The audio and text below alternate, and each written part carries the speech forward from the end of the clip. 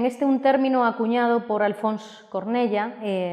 profesional experto nas ciencias da información,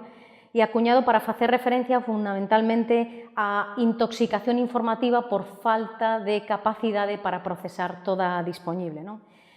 Para min, esta exposición a ingentes cantidades de información en Internet e en los medios de comunicación tamén, porque conversen na rede hoxe en día,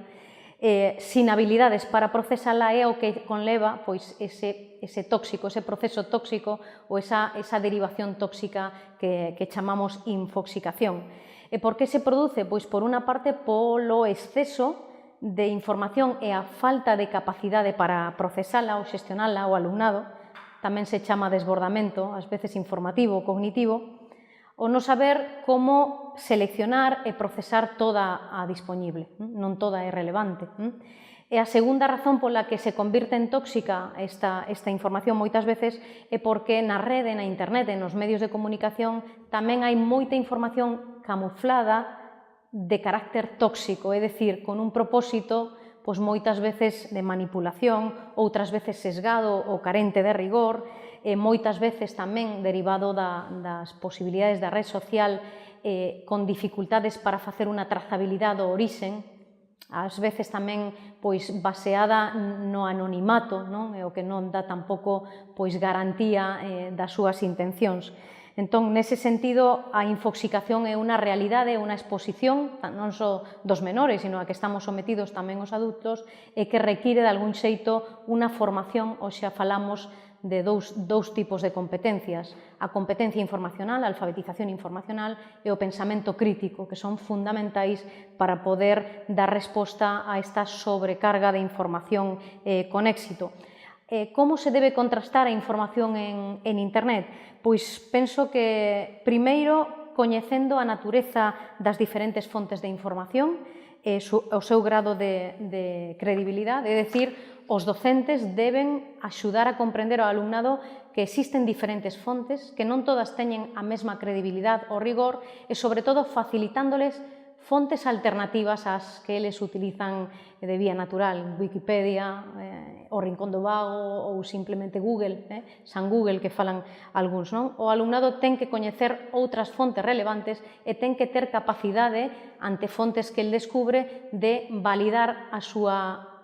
validez, ou, por decir de alguna maneira, a súa utilidade en función do que busca. E logo, ademais de coñecer distintas fontes, ter criterios para seleccionar a partir desas fontes a información relevante non só porque sexa rigurosa, sino porque é aceitada para responder a súa búsqueda. Ten que saber contrastarla con outras informaciones, analizar a procedencia, etc. Penso que criterio de selección e, sobre todo, tamén disponibilidade de fontes rigurosas son dúas cuestións fundamentais nas aulas. Nun principio, cando temos demasiada información, o que non temos é tempo para procesala. E iso xa é un problema en sí mesmo. E iso pode ter varios problemas. Por unha banda está o feito de que é moi difícil debullar o gran da palla, logo está tamén o detalle de que moita información é incompleta, moita outra é incorrecta directamente, é moi difícil saber cal é a verdade, cal é a realidade de cada un dos conceptos. Podenos pasar tanto para a información de novas como para unha materia na que queramos informarnos. Existen casos especialmente perigosos como é, por exemplo, o da saúde. Se calquera vez que notamos un síntoma de algo, miramos na rede, atoparemos informacións totalmente contradictorias e, claro, neses casos está moi claro cal é o consello que hai que darlle a xente. No caso da saúde, temos que consultar cun especialista, temos que consultar con médico. En cambio, cando temos novas de actualidade, a maneira que podemos ter para poder saber que o que lemos na rede é correcto ou non, pois é seguir certo tipo de parámetros, certo tipo de consellos, que serían principalmente o de contrastar, o sea, mirar varias fontes para ver se esa información parece correcta, e se en algunha desas fontes é solvente, é un medio de comunicación recoñecido ou é dunha autoridade, pois podemos fiarnos máis ou menos. Logo tamén temos que mirar que nos pode remitir esa información e quen a asina, porque moitas veces, cando vemos unha nova, podemos saber se ten un sesgo político ou outro, e logo tamén incluso os medios podemos dar unha credibilidade ou non, e logo tamén incluso analizar a ver se o que estamos a ler é unha broma, porque moitos dos medios, unha noticia publicada en El Mundo Today, xa sabemos que é de broma, ou incluso unha información publicada o 28 de decembro ou o 1 de abril, poden ser bromas e a veces, inda que non saibamos ben cal pode ser a intención desa nova, digamos, non, isto non ten pinta de nova porque a veces non están